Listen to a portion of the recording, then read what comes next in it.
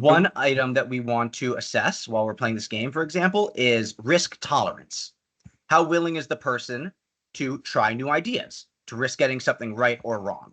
And while there are simple ways to approach that, if you can just ask someone, but typically we won't get the answer we're looking for. So on a puzzle like this, it's a great example where. How do you mean by that? You say typically we won't get the answer we're looking for.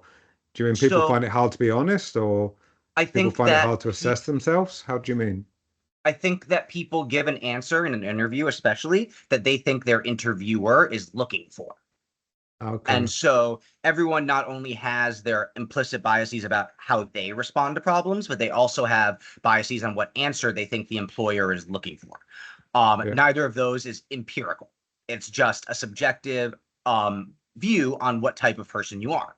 So Hmm. instead of just taking an individual at their word, for example, in a puzzle like this, we'll measure a few different things. So this puzzle is fairly straightforward.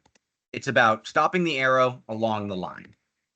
Now, a person with a high risk tolerance is going to be a little bit faster on the space bar here. They're really going to try to time it exactly right every time. Hmm. They're going to go boom. Someone who has a lower risk tolerance, you can see, is going to let it go back and forth. They want to make sure they get that timing right. Every answer they give is correct. It's about quality, not quantity.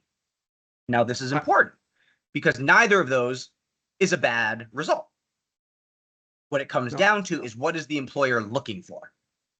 yeah, I want to play this. I want to see because honestly, these are aspects of your own personality that it's hard to see in Yeah, yourself.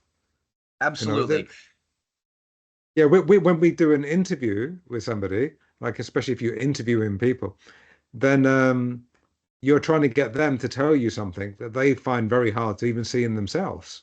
Absolutely. Yeah, And yeah, so that's the really interesting. yeah, and so the idea here is that we remove a lot of those pressures. Mm. Um, in an interview process, you can really game the interview. Whereas with a Mhm. game, you can't game a game. We've in fact built it into our analytics that say you're someone who will go through it all at once, and then the next time you find the optimized, perfect way to do it. So some might say that that's cheating. Some might say that you're presenting a false picture of yourself. Whereas our perspective on it is that's useful data because it tells us about how do you approach a problem? How do you Okay, look at things? Oh, being a sorry. perfectionist. Yeah, Exactly. Are you? basically, yeah, yeah. No, Mm-hmm. I get it. I get it. Yeah, I mean, like, I think I would have the tendency to go through it, perfect it, and then want to do one run through, one perfect run through. I Mm-hmm. think I have that tendency. I'm not too sure.